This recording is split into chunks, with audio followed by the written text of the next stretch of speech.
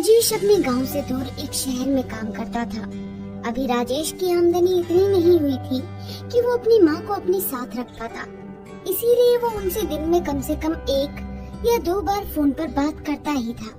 पर एक दिन काम में ज्यादा बिजी होने के कारण राजेश अपनी माँ से बात नहीं कर पाता, जिसके बाद वो ऑफिस से घर आते ही सबसे पहले अपनी माँ को फोन मिलाता है। हाँ माँ, कैसी हो? बेटा, मेरी तबीयत ठीक नहीं है। आज सुबह से ही बुखार से बदन टूट रहा है। राजेश अपनी माँ की तबीयत के बारे में सुनकर पूरी तरह से हिल चुका था। वो 1 सेकंड भी बर्बाद ना करते हुए अपना सामान पैक करता है और बस में बैठकर रवाना हो जाता है। राजेश ये देखकर हैरान हो जाता है कि बस में उसके अलावा सिर्फ 4 ही लोग थे, जिनमें से 2 कंडक्टर और ड्राइवर ही थे। ये क्या, बस में इतने कम लोग? राजेश अपनी माँ को लेकर परेशान था।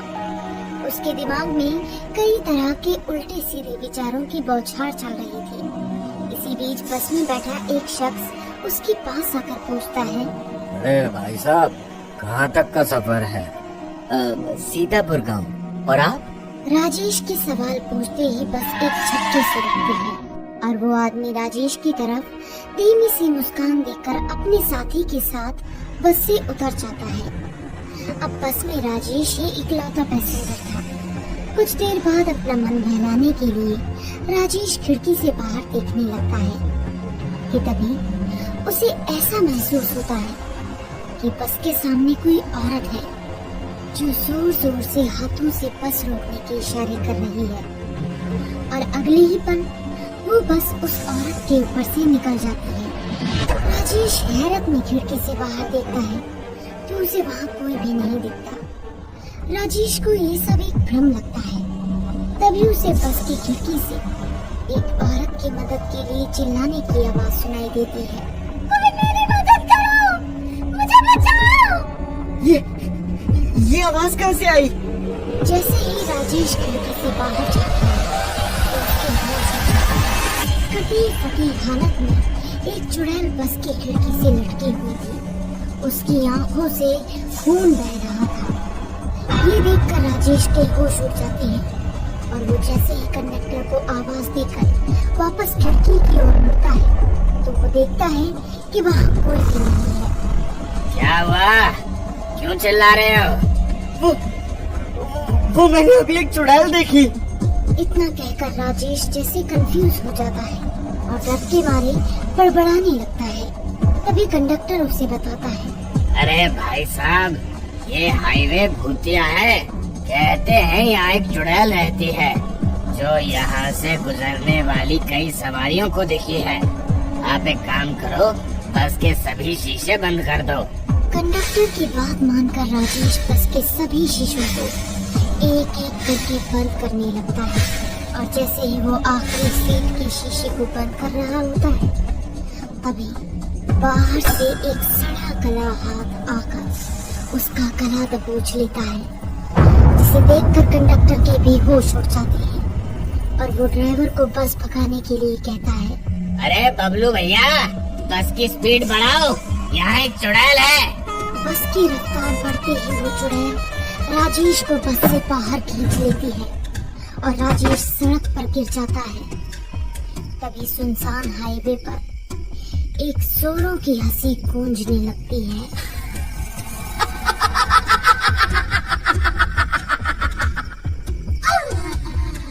कौन है? मैंने तुम्हारा क्या बिगाड़ा है? कौन हो तुम? हाईवे से सटे घने जंगल में से चुड़ैल हवा में लहरती हुई उसके पास आती है।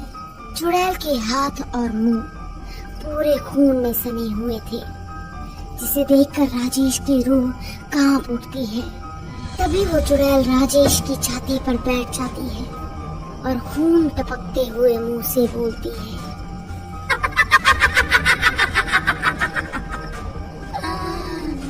मैं कितने लंबे समय से भूखी हूँ,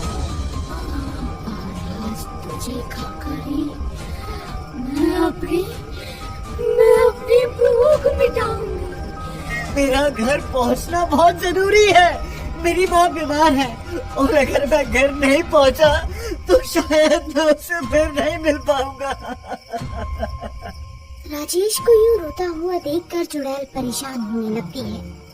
रोना बंद कर, मैं इंसानी मौत की भूखी। अगर मैंने तुझे छोड़ दिया तो मेरी भूख कौन मिटाएगा? अगर आप मुझे नहीं छोड़ सकती तो बस मुझे अपनी माँ से मिलकर आने दो। मैं वादा करता हूँ कि वापसी में मैं यहाँ खुद तुम्हारा इंतजार करूँगा। चुड़ैल के नाखून अचानक से लंबे होने लगते हैं और वो जैसे ही उन्हें राजेश के सीने में गड़ाने ही वाली होती है तो राजेश उसे फिर से समझाता है और चुड़ैल उसे जिंदा छोड़ने के लिए मान जाती है।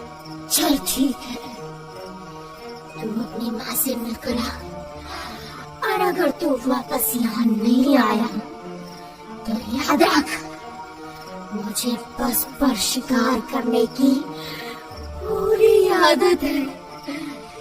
तुझे तो मैं पकड़ ही लूंगी। ये बोलकर चुड़ैल हवा में गायब हो जाती है और राजेश हड़बड़ी में उठकर भागने लगता है। तभी उसे पीछे से जोरों से हॉर्न की आवाज आती है और राजेश पीछे से आती बस में चढ़ जाता है। उसकी हालत देखकर कंडक्टर समझ जाता है और उसे बताता है, देखो भाई, तुम्हारी किस्मत बड़ी अच्छी है कि उस चुड़ैल ने तुम्हें छोड़ दिया।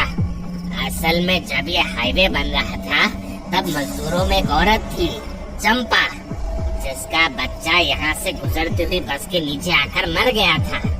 अपने बच्चे की मौत से सदमे में आई चंपा ने अपनी जान दे दी और चुड़ैल बनकर वो यहाँ से गुजरती बसों में अपना शिकार ढूंढती है और जिसने उसे देख लिया हो वो समझो गया।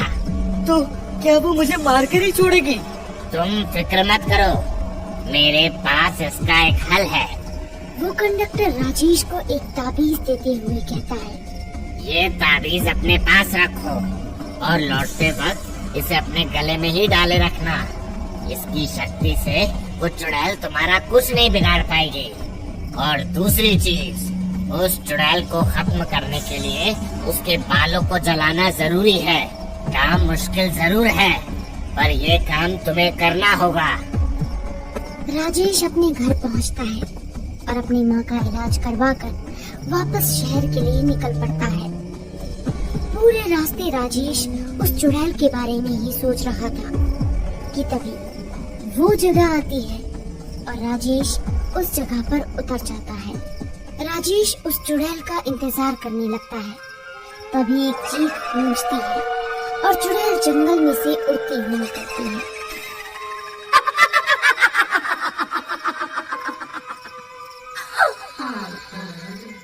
तू तो अपनी जुबान का बड़ा ही पक्का है रे। मैं कब से तेरा इंतजार कर रही थी। जैसा मैंने वादा किया था मैं आ गया हूँ, पर मैं तेरा निवाला बनने नहीं, तुझे मारने आया हूँ। ये क्या बकवास कर रहा है? तू मुझे मारेगा? इतना बोलकर वो चुड़ैल राजेश पर हमला कर देती है।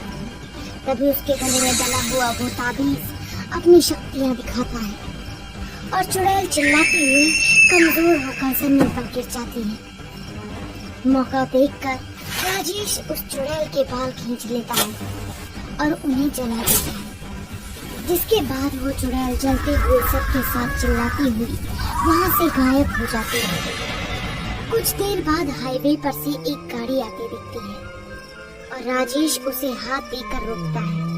ड्राइवर के गले में भी राजेश जैसा ताबीज था, जिसे देखकर राजेश तसल्ली से मुस्कुराता है।